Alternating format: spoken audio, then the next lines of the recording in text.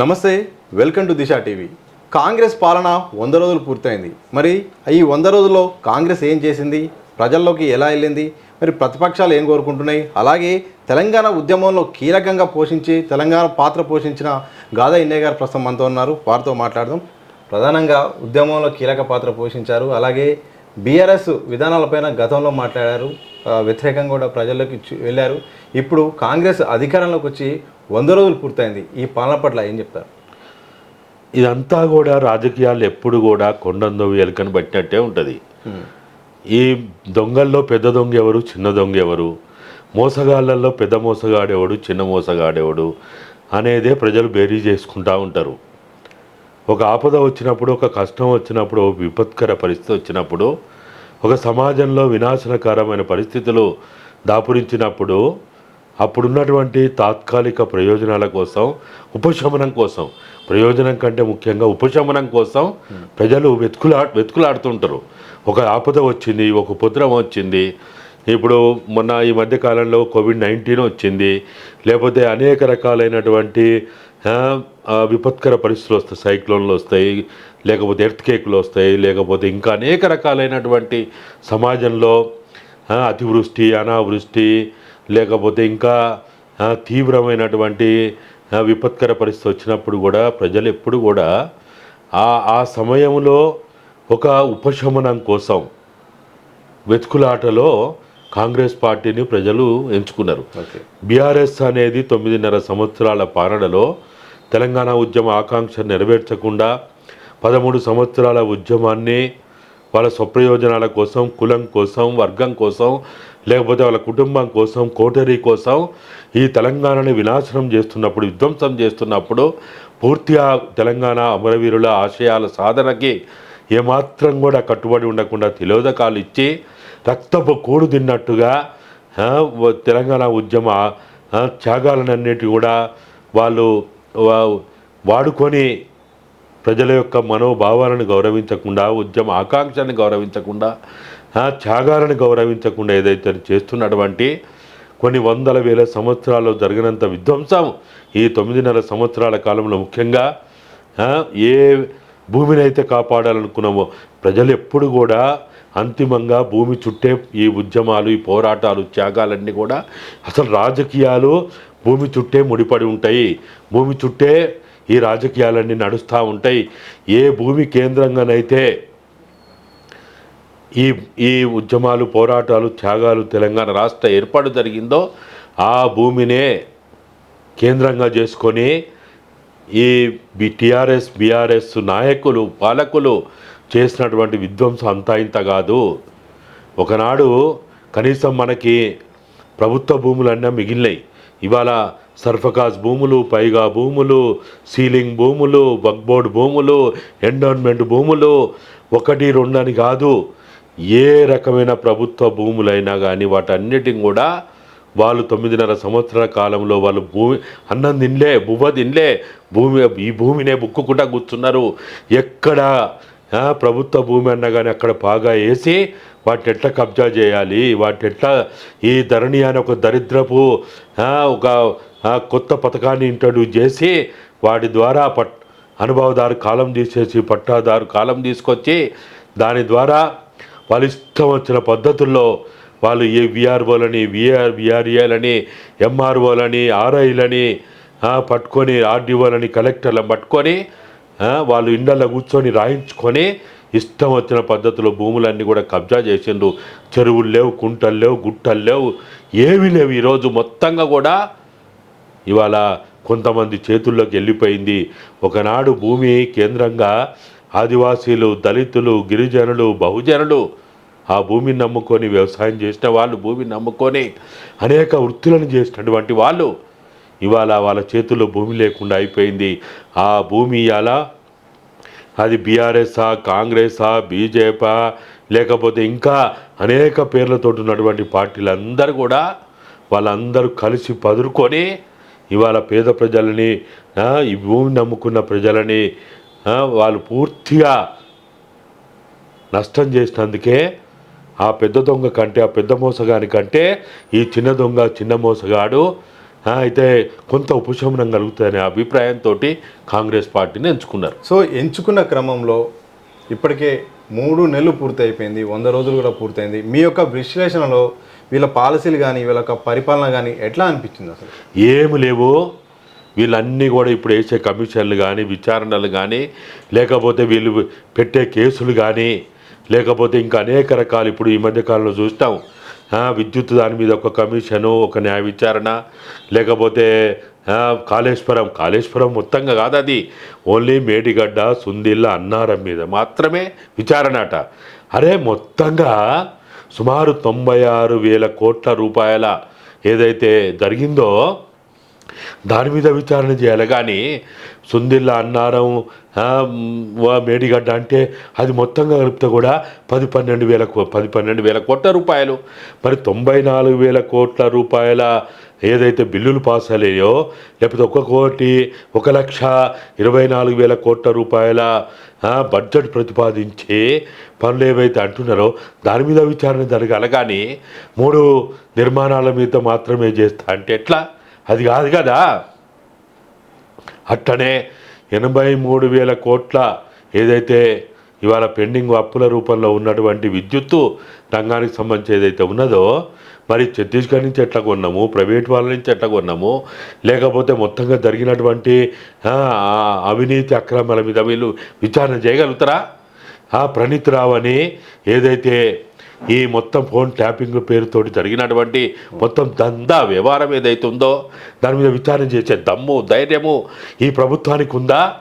మీకు కావాలంటే మీకు పూర్తి ఆధారాలు ఇస్తాం. ప్రణీత్ రావు కాదు, దీని మీద ఎమ్మెల్యేలు ఉన్నారు, మంత్రులు ఉన్నారు, పెద్ద పెద్ద వాళ్ళ చేతులున్నాయి, కుబేరుల చేతులున్నాయి, కుంభకర్ణుల చేతులున్నాయి, ప్రముఖ మంత్రుల, మాజీ మంత్రుల చేతులున్నాయి. మీకు దమ్ముందా, సిగ్గుందా, శరముందా? మీకు విచారణ చేసే శక్తి ఉందా? ఏ రాష్ట్రాన్ని, ఏ దేశానికి పోయి ఆ టెక్నాలజీ తెచ్చిండో బయట తీయగలుగుతారా? అమెరికా నుంచి ఏం చేసిండో, ఆస్ట్రేలియా నుంచి ఏం చేసిండో, ఏ దేశాలకు ఎట్లా వీళ్ళు ఏ రోజు ఫ్లైట్ ఎక్కిండు, ఎవరెవరు ఫ్లైట్ ఎక్కిండు, ఎట్లా పోయిండు, ఎన్ని రోజులు అక్కడ ఉన్నారు, అమెరికాకు చెందిన సంస్థలు ఇక్కడ హైదరాబాద్లో ఏ 5 స్టారు 3 స్టారు హోటళ్ళలో ఉన్నారో మీరు విచారణ చేయగలుగుతారా? మీకంత దమ్ముందా? రేవంత్ రెడ్డి గారు మీకు దమ్ముందా చెప్పండి. డీజీపీ రవి గుప్తా గారు మీకు దమ్ముందా చెప్పండి. ఇంటెలిజెన్స్ అధికారులు శివధర్ రెడ్డి గారు మీ ఫోన్ కూడా ట్యాపింగ్ అయిందని మీకు తెలియదా? ఎంతమంది ఐఏఎస్లు, ఐపీఎస్ల ఫోన్లు ట్యాప్ అయినాయో మీకు తెలియదా? ఎంతమంది ఉద్యమకారులు, పౌరక్కుల నేతలు, ఉద్యమంలో భాగస్వాములైన వాళ్ళు, ఆ రోజు ప్రతిపక్షంలో ఉన్న వాళ్ళు మీ ఫోన్లు ట్యాప్ అయ్యలేనని మీకు తెలియదా? మీ ఫోన్లు ట్యాపులు ఎవరు చేసిండో, ఏ అధికారులు చేసిండో, ప్రభాకర్ రావు ఎంత కీలక పాత్ర పోషించిండో ఇంకా నేను పేర్లు చెప్తా, ఇప్పుడు చెప్పా. ఇంకా మీరు నెల రోజులు మీకు గడువు ఉంది. ఈ నెల రోజుల్లో ప్రణీత్ రావు తోటి మీరెంత బయటికి తీసుకొస్తారో చూస్తాం. మీరు తీసుకురానప్పుడు మా దగ్గర పూర్తి సమాచారం ఉంది. డీసీపీలు, డిఎస్పీలు, ఏసీపీలు, సిఐలు, కానిస్టేబుళ్ళు, ఎస్ఐలు ఎంతమంది దీంట్లో ఈ దందాలో భాగస్వాములైన మా దగ్గర డేటా ఉంది. అంటే ఇప్పుడు కాళేశ్వరం పైన కానీ అలాగే ఫోన్ ట్యాపింగ్ వ్యవహారం పైన ప్రభుత్వం విచారణ జరిపిస్తుంది. అంటే పూర్తి స్థాయిలో విచారణ జరగదని ఏమైనా అభ్యంతరాలు ఏమైనా ఉన్నాయా? జరుగుతాయని నమ్మకం మీకుందా? జరుగుతాయని నమ్మకం ఎవరికైనా ఉందా? కమిషన్ వేసుకోవడానికే లేదు నమ్మకం. కమిషన్ వేసుకోవడానికి చిత్తశుద్ధితో వేయలేదు. వాళ్ళు ఏమైనా చిత్తశుద్ధితో వేసిందా? వాడేవాడు మల్లారెడ్డి ఇక్కడ కాలేజీ కాడికి పోతారు, 4 జేసీపీలు పెడతారు, ఏదో తూతూ మంత్రం అనిపిస్తారు. అదే మల్లారెడ్డి ఎట్లా డీకే శివకుమార్ని కలుస్తాడు? ఎట్లా కలుస్తాడు? నేను ప్రైవేటు కార్యక్రమాలను కలిశాను, ఏదో యూనివర్సిటీ కొనుగోలు విషయంలో కలిశానని చెప్పారు. దానికి మీకున్న క్లారిటీ ఏంటి? ఇదంతా దొంగల కంపెనీ అన్న, ఇదంతా మీరు నమ్మకూరి. రేవంత్ రెడ్డి గారు మెగా కృష్ణారెడ్డి ఎట్లా కలుస్తాడు? అసలు రామేశ్వరరావుని ఎట్లా కలుస్తారు? రామోజీరావుని ఎట్లా కలుస్తావు నువ్వు? తెలంగాణని 9.5 సంవత్సరాల్లో సర్వనాశనం చేసిందే వీళ్ళు. ఈ సర్వనాశనం కావడానికి ప్రముఖ పాత్ర పోషించిన మీడియా సంస్థల అధినేతల్ని రేవంత్ రెడ్డి గారు మీరు ఏ హోదాలో కలుస్తారు? ఏ హోదాలో కలిసేయండి మీరు? అంటే తెలంగాణ ప్రజలు పిచ్చోళ్ళు అనుకుంటారా? మూర్ఖులు అనుకుంటారా? వాళ్ళకి ఏమైనా అన్ని విషయాలు తెలియదు అనుకుంటారా? తెలంగాణ ప్రజలకి ఈ పాలకుల పట్ల చాలా స్పష్టమైన అవగాహన ఉంది. వాళ్ళేం అమాయకులు కాదు. మీరేదో 6 గ్యారంటీలు అంటే మీరే 6 గ్యారంటీల రూపంలో ఉన్న 13 గ్యారంటీలని మీరంటే నమ్మడానికి ప్రజలు సిద్ధంగా లేరు. మీ డిక్లరేషన్ నమ్మడానికి సిద్ధంగా లేరు. అరే కేసీఆర్ అనే ఒక కోటరి, ఒక దొంగ, ఒక మోసగాడు, ఒక అవినీతిపరుడు, ఒక అక్రమ అర్జన చేసినటువంటి వాడు దొంగనే, వాడు అవినీతిపరుడనే మిమ్మల్ని పట్టం కట్టి మీకు సీట్లో కూర్చోబెట్టిండు. మీరేదో చాలా గొప్ప పనులు చేస్తారని కాదు, గొప్ప పనులు చేసే ఆ చిత్తశుద్ధిని దాన్ని నిరూపించుకోండి మీరు, చూద్దాం.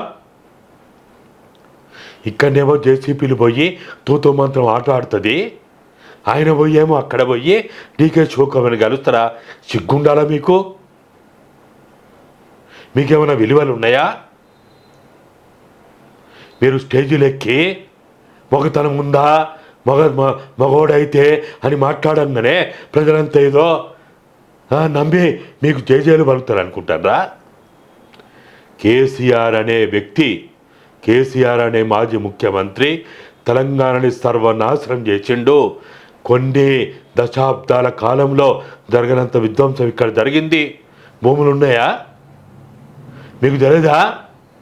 రాజపుష్ప పేరుతోటి ఎంత భూమి నాశనం అయిందో? వెంకట్రామరెడ్డి ఎంత నాశనం చేసిండో మళ్ళా మీరు బియ్యాలు అందుకుంటారు. పొంగులేటి తమ్మునికి వెంకట్రామరెడ్డి బియ్యం అందుకుంటారు. మీరు అందరూ పోతారు అక్కడికి, ఆ విందులో పాల్గొంటారు, బీర్లు బిర్యానీ తాగుతారు, తింటారు, అలాగే మనం చేసుకుంటారు, షేకాలు ఇచ్చుకుంటారు. ఎందుకు ఇంత మోసం చేస్తున్నారు? ఎవరిని మోసం చేయడానికి? ప్రజలేమి అమాయకులు కాదు, ప్రజలేమి నమ్ముతలు అనుకోకురి. ప్రజలు ఆల్టర్నేటివ్ లేక ప్రత్యామ్నాయం లేక ఒక చిన్న ఉపశమనం కోసం ఓ పెద్ద మోసగాడి కంటే చిన్న మోసగాడు, ఓ పెద్ద గజ దొంగ కంటే చిన్న గజ దొంగ, ఆలీబాబా 40 దొంగల కథ కంటే ఈ వీళ్ళు ఏదో తక్కువ మోసం జరుగుతుందని అనుకుంటున్నారు. కానీ మీరేదో చాలా గొప్పోళ్ళనో నీతిమంతులనో, మీ అంత నీతిమంతులు గొప్పోళ్ళు లేరనే కాదు, మీరు ఏమీ చేయలేరు, మీరు ఎవరి మీద విచారణ చేయలేరు. మీకు దమ్ము ధైర్యం ఉంటే మెగా కృష్ణారెడ్డిని మీరు కనీసం కేసు పెట్టగలుగుతారా? జైలు పంపగలుగుతారా? కాబట్టి ఎందుకు ఈ మోసాలు చేయడం? ఎందుకు ఎవరిని నమ్ముతారు? ఎవరిని నమ్మించడానికి ఇవన్నీ చేస్తున్నారు? కాబట్టి మాకు చేత కాదు, మాకు చావదచ్చినాం, మాకు సిగ్గు లేదు, శరం లేదు అని ఒప్పుకోండి. ఎవడు తంటాడు? మీకు ఇదే చేస్తాం, ఇంత చేయగలుగుతాం, ఇంతకంటే ఎక్కువ చేయలేము. ప్రజలైతే ఆల్రెడీ అభిప్రాయపడుతున్నారు. మీరు కూడా నిజాలు చెప్పండి. మీరందరూ ఒకటే, అది బీఆర్ఎస్లో ఉన్నా, బీజేపీలో ఉన్నా, కాంగ్రెస్లో ఉన్నా, మీరందరూ ఒకటే. మీరందరిది ఒకటే కులం, మీరందరిది ఒకటే మతం, మీరందరిది ఒకటే జాతి, మీరందరిది ఒకటే వర్గం. ఒకరు రెడ్డి కావచ్చు, ఒకరు రావు కావచ్చు, ఒకరు బీసీ కావచ్చు, ఒకరు ఎస్సీ కావచ్చు, ఒకరు ఎస్టీ కావచ్చు, ఒకరు గిరిజనులు కావచ్చు, ఏదైనా కావచ్చు. దోపిడీదారులందరూ ఒకటే, దొంగలంతా ఒకటే, మోసగాళ్ళంతా ఒకటే, భూస్వాములందరూ ఒకటే. వారు భూస్వామి రూపంలో ఉన్న రెడ్డి, వెలమ, కర్ణ, బ్రాహ్మణ్, లేకపోతే బీసీ, ఆదివాసీ, గిరిజనులు ఎవరైనా కానీ పెద్ద తేడా ఉండదు. వీళ్ళందరూ ఒకటే జాతి, ఒకటే కులం, ఒకటే మతం, ఒకటే వర్గం, ఒకటే భాష. వాళ్ళందరూ ఒకటిగానే ఉంటారు. వాళ్ళు ఎక్కడ తన్నుకోరు, వాళ్ళు ఎక్కడ ఘర్షణ పడరు. అదంతా నటన. ఈ నటన అనేది ప్రజలు ఆల్రెడీ తెలుసు. తెలవాల్సింది మధ్యతరగతులకి, తిరగాల్సింది హైదరాబాద్లో కూర్చొని ముచ్చట్లు పెట్టే వాళ్ళకి. ఈ వైట్ కాలర్ రూపంలో ఉన్న ఈ మేధావుల రూపంలో ఉన్న మేధావులారా మనం తెలుసుకోవాలి. ప్రజలకు తెలియదు, ప్రజలకు చైతన్యం లేదు అని మనం అనుకుంటున్నాం. ఇది బంద్ చేయండి. ప్రజలు ఎప్పుడూ చైతన్యవంతులే. ఈ మధ్యతరగతి వర్గంగా ఉన్నటువంటి వాళ్ళం, ఈ పట్టణాల్లో ఉన్నటువంటి వాళ్ళం మన బట్టలు ఇస్త్రీ మడతలు మలగొద్దు, కాళ్ళ చెప్పులు అరిగిపోవద్దు, చెమట చుక్కలు రాలొద్దు, ఏసీ రూమ్లలో కూర్చొని ఫ్యాన్ల కింద కూర్చొని మనం ఉపన్యాసాలు దంచుతూ ఉన్నాం. ప్రజల అమాయకులు, ప్రజలకు చైతన్యం లేదు అని మనం మాట్లాడుతూ ఉన్నాం. ఎవరు చెప్పారు చైతన్యం లేదని? మనం ఎవరో నిర్ణయించడానికి. కాబట్టి దయచేసి ఈ 100 రోజుల పాలన అనే ఏదైతే మనం ఈరోజు మాట్లాడుకుంటా ఉన్నామో మీరు గుర్తుంచుకోండి. రేపు కేటీఆర్, హరీష్ రావు, రేవంత్ రెడ్డి, పొంగులేటి వీళ్ళందరూ కలిసి ఒకటే మంత్రివర్గంలో ఉన్నా ఆశ్చర్యపోవద్దు, ఆశ్చర్యపడాల్సిన అవసరం లేదు. వీళ్ళందరూ ఒకటే జాతిగా ఉంటారు, ఒకటే వర్గంగా ఉంటారు. వాళ్ళు తిట్టుకున్నా, వాళ్ళు తన్నుకున్నా, బయటకు వచ్చి గంభీర ప్రకటనలు చేసినా, భూమి ఆకాశాలు దద్దరిల్లేటట్టు అట్టాడినా, పత్రికల్లో పెద్ద పెద్ద హెడ్లైన్స్ వచ్చినా, టీవీలలో బ్రేకింగ్లు, ఎక్స్క్లూజులు, స్క్రోలింగ్లు వచ్చినా, ఇవన్నీ కూడా తూతూ మంత్రమే. వీటిని చూసి నమ్మొద్దు, మోసపోవద్దు. వీళ్ళందరూ ఒకటే అనేది నా భావన. సో ప్రధానంగా మరొక అంశం, ప్రభుత్వం కూలిపోతుందనే అంశం పైన చాలా చర్చ నడుస్తుంది. ఇటు అధికార పార్టీ కూడా మమ్మల్ని కూల్చివేసే ప్రయత్నాలు చేస్తుందని ఇటు అధికార పార్టీ అంటుంది. దాంతోపాటు ప్రతిపక్ష పార్టీలు కూడా బీజేపీ కానీ బీఆర్ఎస్ కానీ సందర్భం వచ్చినప్పుడల్లా కూలిపోతుంది, కొన్ని రోజులే ఉంటుందనే ఒక పదాలు వినిపిస్తున్నాయి. ఏం చెప్తారు దీనిపైన? కూలిపోతుంది అనుకో, కూలిపోతే వచ్చే ప్రభుత్వం ఎవరు? వచ్చే ప్రభుత్వం ఎవడు? ఈ పార్టీలో ఉన్నాడు, ఆ పార్టీలో ఉన్నాడు. ఇప్పుడు చూస్తలేమా పార్లమెంట్ ఎన్నికల్లో ఏం జరుగుతుంది? ఎవడెవడు ఏ పార్టీలో ఉంటాడో, ఎప్పుడు ఎవరి కండా ఉంచుకుంటాడో, ఏ కండవ తీసేస్తాడో, ఏ జెండా పట్టుకుంటాడో ఏమైనా వాళ్ళకి సిగ్గుందా అసలు? అటువంటి పాలకుల గురించి టీవీలలో బ్రేకింగ్ లేచి, స్క్రోలింగ్ లేచి వాళ్ళ గురించి ఇంటర్వ్యూలు చేయడం అంటేనే నిజంగా ప్రజాస్వామ్యానికి ఇది ఒక రకంగా మీడియా కూడా కొని చేస్తున్నట్టు. ఏ విలువలు ఉన్నాయి? మల్లారెడ్డిని ఇంటర్వ్యూ చేయడానికి మీడియాకి ఏ విలువలు ఉన్నాయి? సైదిరెడ్డిని ఇంటర్వ్యూ చేయడానికి ఏ విలువలు ఉన్నాయి? దళితుని పేరుతోటున్న రమేష్, ఆరూరు రమేష్, ఆయన ఏ ఊర్లో భూ కబ్జా చేయలేదు, ఏ మండలంలో భూ కబ్జా చేయలేదు. ఎన్ని వేల కోట్ల రూపాయల ఆస్తులు ఆయన సంపాదించుకోలేదు. ఆయనట బీజేపీలో పోతాడట. మాకు అనిపించేది ఒక్కటే, ఏ పార్టీ అయినా ఇదొక డయింగ్ మిషన్. డయింగ్ మిషన్ అంటే తెలుసు కదా, ఎట్లుంటుంది డయింగ్ మిషన్? రంగులు అద్దుతూ ఉంటుంది. ఓకే, మంచి పేద మరకలు వేసుకొని వచ్చిన ఆ బట్టని కూడా తెల్లగా చేస్తుంది డయింగ్ మిషన్. ఓకే, వాడు అవినీతిపరుడు, అక్రమార్జన చేస్తాడు, వాడు కుంభకర్ణుడు, వాడు దొంగ, మోసగాడు, లుచ్చగాడని వీళ్ళే అంటారు. వాడు ఈ పార్టీలోకి రాగానే, ఈ పార్టీ అంటే ఏంటిది? Dying mission. ఈ పార్టీలోకి ఆ బట్ట రాగానే ఈ డయింగ్ మిషన్ ఏం చేస్తుంది? తెల్ల రంగు రుద్దుది బయటికి తీసుకొస్తుంది. ఇక వాడు తెల్ల రంగు వేసుకొని బయటికి వస్తే మనందరం కూడా వాడు మొత్తం పాపాలన్నీ పరిహారం అయిపోయినాయి. వాడు మోసగాడు కాదు, జూదడు కాడు, దొంగ కాడు, వాడు వ్యభిచారి కాదు, వాడు ఏది కాదు. తెల్లగా రాగానే మనందరం కూడా ఇక మొత్తం అని నమ్మాలట. తెల్లబట్ట అయిందని ఆ బీజేపీడో, బీఆర్ఎస్ తోడు, కాంగ్రెస్ తోడు చెప్పగానే మనం కూడా సర్టిఫికేట్ ఇవ్వాలట. మీడియా కూడా తెల్లగా వచ్చింది అనగానే ఇక వాడు పాపాలన్నీ కడిగిపోయినాయి. వాడు దొంగ కాదు, లంగ కాదు, మోసగాడు కాదు, వాడు జూదాడు కాదు, వాడు వ్యభిచారుడు కాదు, వాడు ఏది కాదు, వాడు 100,000 కోట్ల వాడు అక్రమార్జన చేయలేదు, 100 ఎకరాలు వాడు కబ్జా చేయలేదని మీడియా కూడా వాళ్ళు చెప్పింది చెప్పాలా, మేమందరం నమ్మాలా? ఇక వాడిని ఓట్లు వేసి గుద్దాలా, వాడిని ఎంపీలను చేయాలా, వాడు పోయి అక్కడ పోయి మళ్ళా ప్రభుత్వంలో ఉండాలా? ఇదా రాజకీయం? సో ఇదే సందర్భంలో అడుగుతాను, బీఆర్ఎస్ నేతల నుండి ఎక్కువ చేరికలంతా, జంపింగ్లంతా బయటకు వెళ్తున్నారు. ఇటు బీజేపీలోకి కొంతమంది, ఇటు కాంగ్రెస్లోకి లాగే ప్రయత్నం చేస్తున్నారు. బీఆర్ఎస్ ఖాళీ కాబోతుంది, మొత్తం నేతలంతా బయటికి పోతున్న ఒక ప్రచారం జరుగుతుంది. వాస్తవ పరిస్థితులు కూడా అట్లా ఉంది. బీఆర్ఎస్ ఇది చేసుకున్న తప్ప, లేకపోతే ఎందుకు బీఆర్ఎస్ విషయం ఇట్లా జరుగుతుంది? అవును, వాళ్ళే చెప్పాను కదా. ఇప్పుడు పోయేటోళ్ళంతా ఎవడు? ఆరూరు రమేష్ ఎక్కడి నుంచి వచ్చిండు? బీఆర్ఎస్ కాదు, ఆయన మొదలెక్కడి నుంచి వచ్చిండు. ఇలా ఒకప్పుడు వీళ్ళందరూ కూడా వేరు వేరు పార్టీలోంచి వచ్చిన వాళ్ళే. వీళ్ళేమైనా తెలంగాణ ఉద్యమకారులా? అసలు ఇప్పుడు ఎవడైనా కానీ నాలాంటివాడైతే మేము తెలంగాణ ఉద్యమకారులు అని చెప్పుకోవాలంటే సిగ్గెత్తాంది, అవమానం అనిపిస్తుంది. అరే ఎవడు పడితే వాడు, రేవంత్ రెడ్డి కూడా ఉద్యమకారుడట, కేటీఆర్ కూడా ఉద్యమకారుడట. ఎవడు పడితే వాడు తెలంగాణ ఉద్యమకారుడు, మేమే ఉద్యమం చేస్తాం, పోరాటాలు చేస్తాం, త్యాగాలు చేస్తాం. పొంగులేటి కూడా ఉద్యమకారుడు. పొంగులేటి కూడా ఉద్యమకారుడా?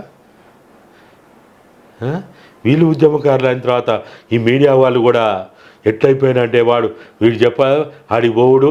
ఈటల రాజేందర్ కూడా ఉద్యమకారుడా? ఎట్లయితాడు ఉద్యమకారుడు? మాకు తెలియదా?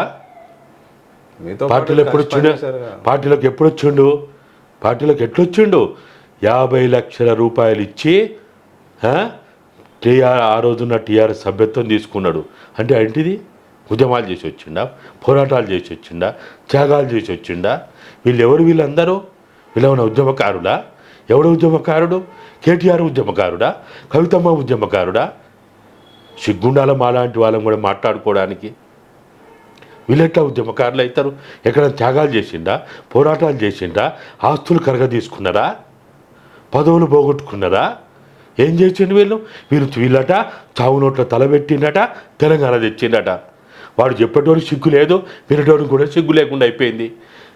ప్రచారం చేసేటోడు కూడా సిగ్గు లేకుండా అయిపోయింది. కేసీఆర్ విచారణ చేయరా?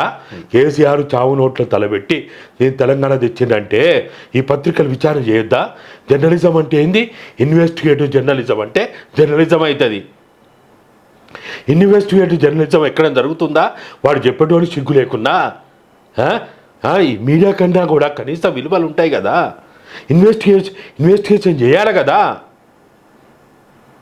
ఇన్వెస్టిగేషన్ చేస్తున్నారా? ఎక్కడైనా చేస్తున్నారా? మా వినటోళ్ళు కూడా మాకు కూడా సిగ్గు లేకుండా అయిపోయింది. ఏం చేస్తాం? అట్లయిపోయింది సమాజం. కాబట్టి తెలంగాణ ఉద్యమకారులు ఎవరు కాదు, బీఆర్ఎస్లో ఉన్న, అది బీఆర్ఎస్ అంటేనే అయిపోయా. టీఆర్ఎస్ ఒకప్పుడు తెలంగాణ అంటే తెలంగాణ రాష్ట్ర సమితి, తెలంగాణ కోసం. అనుబంధ ప్రశ్న ఏంటంటే, మీరు ఒకప్పుడు టీఆర్ఎస్ను చూశారు, టీఆర్ఎస్లో ఉన్నారు. ఒకనాటి టీఆర్ఎస్ పరిస్థితి ఏంటి? ఇప్పుడు బీఆర్ఎస్ని చూస్తుంటే ఏం? వాళ్ళే చెప్పుకున్నారు కదా బంగారు తెలంగాణ అని. బంగారు తెలంగాణ వాళ్ళే చెప్పుకుంటారు, బంగారు పార్టీ అని వాళ్ళే చెప్పుకుంటారు. బంగారు అంటే ఒక రకంగా బంగారు రాష్ట్ర సమితి అనుకున్నారు. వీళ్ళంతా కూడా బీటీ బ్యాచ్. అది ఏమన్నా తెలంగాణ బ్యాచా? వీళ్ళు ఎవరు? సైదిరెడ్డి ఎక్కడి నుంచి వచ్చిండు? సైదిరెడ్డి ఏమైనా తెలంగాణ ఉద్యమంలో పాల్గొని త్యాగాలు చేసి, పోరాటాలు చేసి, చెమట చుక్కలు దాల్చి, చేతులు కాలు ఇరుగొట్టుకొని జైల్లోకి పోయి త్యాగాలు చేసినోడా? దొంగవాడు, వాడు మోసగాడు, భూముల కబ్జాలు చేసినాడు. గిరిజనుల భూములను మొత్తం కూడా మట్టి బువ్వ తిన్నాడు అతను. ఏమైనా విలువలు ఉన్నాయా? ఆయనట బీజేపీలో పోయిందట, ఆ డయింగ్ మిషన్ తెల్లగా తీసుకొచ్చి ముద్రేసి తీసుకొచ్చిందట. ఈ రోజున్న ఈ పార్టీలన్నీ కూడా డయింగ్ మిషన్లే. వాడు ఎంత అవినీతిపరుడు, అక్రమార్జన చేయని, దొంగ కానీ, మోసగాడు కానీ, భూ కబ్జాలు చేయని, ఏమన్నా చేయని, గిరిజనులని, ఆదివాసులను చంపని, ఎంతమంది రేపు చేయని, ఆడికి రాగానే ఆ డయింగ్ మిషన్ మంచిగా దాని మీద కూర్చుంటుంది, తెల్లగా తెల్ల రంగేస్తుంది, అది బయటికి వస్తుంది. ఇక వాడు స్వచ్ఛమైనోడట. మనం చూసి మనందరం నమ్మాలట, ఓట్లు వేయాలట. ఇక వాళ్ళు ఎమ్మెల్యేలు, ఎంపీలు కావాలంటారు. ఇంతే. ఏమున్నది అక్కడ? ఏమైనా ఉన్నదా? వీళ్ళెవ్వడు తెలంగాణ ఉద్యమకారుడు కాదు. ఇప్పుడు పొంగురెడ్డి ఎక్కడి నుంచి వచ్చిండు? సీతక్క ఎక్కడి నుంచి వచ్చింది? రేవంత్ రెడ్డి ఎక్కడి నుంచి వచ్చిండు? కాంగ్రెస్ పార్టీ వాళ్ళంతా. కాంగ్రెస్ పార్టీ సిద్ధాంతాలు తెలుసా? కనీసం బయట సిద్ధాంతాలు పెట్టు. మార్క్స్, లెనిన్, అంబేద్కర్ అందరు తోలిపెట్టు. గాంధీ సిద్ధాంతాలు తెలుసా వీళ్ళకి? ఏం తెలుసు వీళ్ళకి?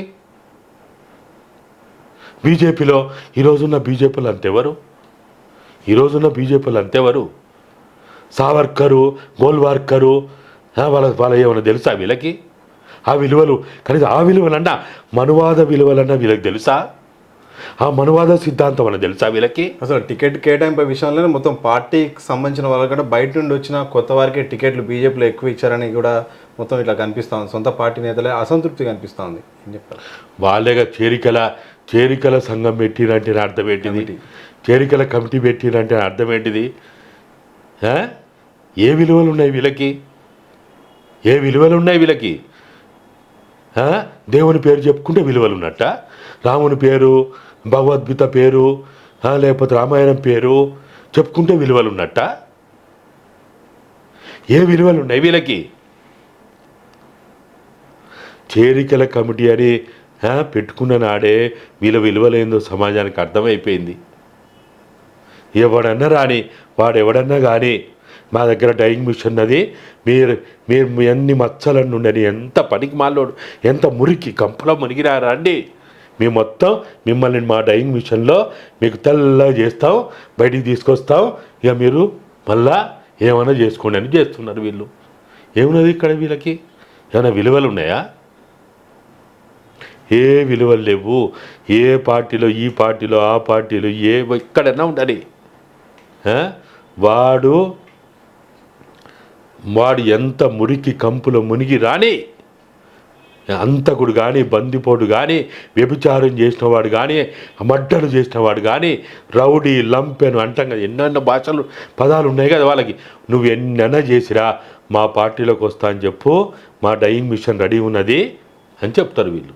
ఏ విలువలు ఉన్నాయి వీళ్ళకి? సో మరో సందర్భంలో ఇటు బీఎస్పీ ఆర్ఎస్ ప్రవీణ్ కుమార్ మొన్ననే బీఆర్ఎస్తో కలిశాడు. ఇక బీఎస్పీ పొత్తు ఉంటుంది వచ్చే ఎన్నికలు కానీ ఇకపై అని చెప్పారు. సో నిన్నటి వరకు బీఆర్ఎస్ను టార్గెట్ చేస్తూ ఆరోపణలు చేసిన ఆర్ఎస్పీ ఈరోజు కలిసి పనిచేయడాన్ని ఎట్లా చూస్తుంది?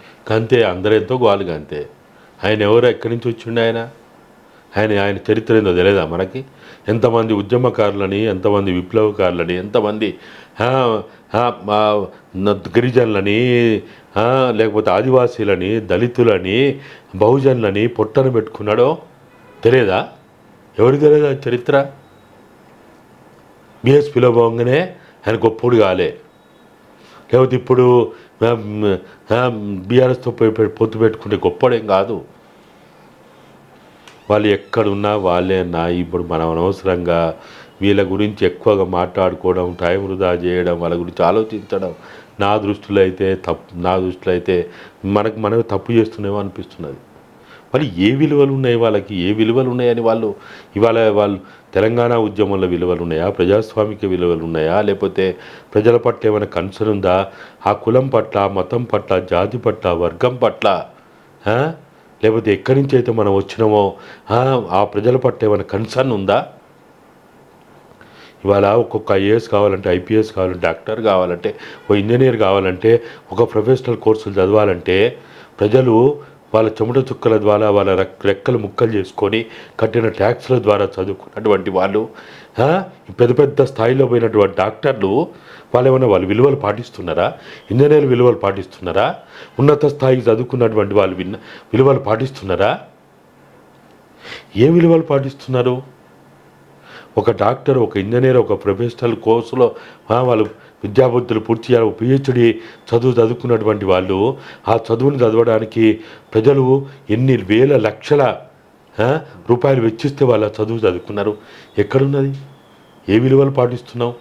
బయటికి ఏ రిజర్వేషన్ల ద్వారా అయితే మనం ఉద్యోగాలు పొందుతున్నామో, ఎమ్మెల్యేలు అవుతున్నామో, ఎంపీలు అవుతున్నామో, లేకపోతే సర్పంచులు అవుతున్నామో, ఎంపీటీసీలు అవుతున్నామో, జడ్పీటీసీలు అవుతున్నామో, ఏ ప్రాతిపదిక ద్వారా అయితే మనం ఆ హోదాలకు వస్తున్నామో వాటి విలువని కాపాడుతున్నామా? ఎక్కడున్నది? ఏ విలువలు ఉన్నాయి? కాబట్టి ఇవాళ మనందరం కూడా ఇంకా లేని భ్రమంలో ఉండొద్దు. మనం మోసపోతూ ప్రజల్ని మోసం చేయొద్దు. మనం దగా పడుతూ ప్రజల్ని దగా చేయొద్దు. మనం నమ్ముతూ ప్రజలను కూడా నమ్మించడానికి ప్రయత్నం చేయొద్దు. కాబట్టి నేను చాలా బాధతోటి, ఆవేదనతోటి ఇప్పుడు చూస్తున్న సుమారు 2000 పైగా అమ్మానే పిలుపుని నోచుకోకుండా తెలంగాణ వస్తే తెలంగాణ ఎంతో బాగుపడుతుందని, సస్యశ్యామలమవుతుందని, తెలంగాణ సంపద ఈ తెలంగాణ ప్రజలకి ఉపయోగపడుతుందని ఏదైతే ఆశించినామో, ఏదైతే కోరుకున్నామో అవి మనకు కనపడకుండా పోతుంటే తెలంగాణ సమాజం, ముఖ్యంగా యువత నిస్తేజంగా ఉండొద్దు. వాని చుట్టూ వీని చుట్టూ వాడిని నమ్మి వీని నమ్మి ఆ భ్రమంలో మనం బతకొద్దు. తెలంగాణ సమాజమా, తెలంగాణ యువకులారా, బుద్ధిజీవులారా, మేధావుల పేరుతోటున్న మేధావులారా, ప్రజల్ని మనం మోసం చేయొద్దు. కనీసం వాళ్ళు మనకి ఎంతో వాళ్ళ కష్టార్జితం మనకు అందిస్తూ ఉన్నారు. మన మీద మనం చెప్పే విషయాల మీద వాళ్ళు ఇంకా ఆధారపడుతూ ఉన్నారు. కాబట్టి మనం నమ్ముతూ, మనం మోసపోతూ, మనం దగా పడుతూ ప్రజలని మోసం చేయొద్దు, దగా చేయొద్దు. కాబట్టి మనం ముఖ్యంగా పట్టణాల్లో ఉన్నటువంటి నిరుద్యోగ యువకులారా, విద్యార్థులారా, మీడియాలో ఉన్న యువకులారా, ప్రొఫెసర్ల, లెక్చరర్ల, టీచర్ల, అనేక వృత్తుల్లో ఉన్నటువంటి బుద్ధిజీవులారా, సమాజం మన మీద ఎంతో బాధ్యత ఉంచింది.